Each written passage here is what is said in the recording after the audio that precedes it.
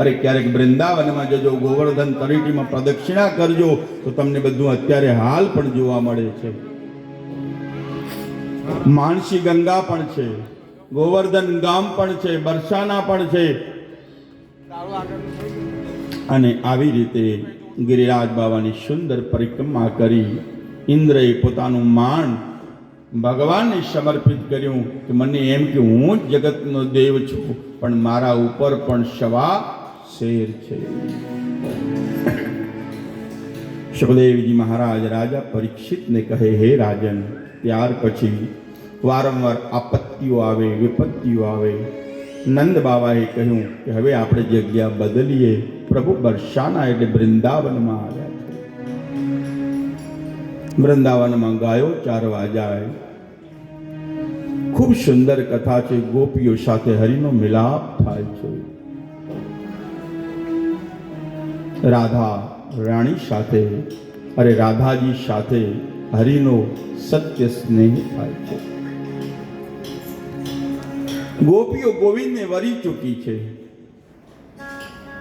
કેમ કે પેલી કથા હતી વાસના રૂપી વસ્ત્ર હર્યા છે, અને જ્યાં વાસના ન હોય ત્યાં વિશ્વંભર હોય. ગોપીઓએ કાત્યાયની વ્રત કર્યું એટલે વ્રતની અંદર પણ કૃષ્ણ છે.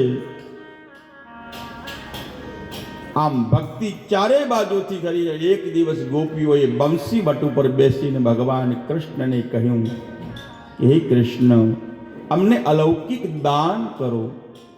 કયા દાન કરું? કે મહારાસના દાન કરો. દેવી, સમય આવવા દો. અને પછી સુખદેવજી મહારાજ કહે, વર્ષા ઋતુનું વર્ણન કરતા કરતા શરદ ઋતુ પ્રારંભ થઈ છે. અને શરદ ઋતુની એકમ, બીજ, તૃતીય, ચતુર્થી, નવરાત્રિ પરિપૂર્ણ થઈ. 14ની માંડવી ગઈ છે. અને પછી પૂનમનો સૂર્ય ઉગ્યો છે. ભાઈ,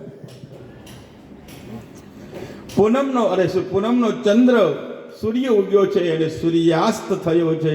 અને ધીરે ધીરે એ શરદ ઋતુની પૂર્ણિમા, ધીરે ધીરે ચંદ્રનો ઉદય થવા લાગ્યો.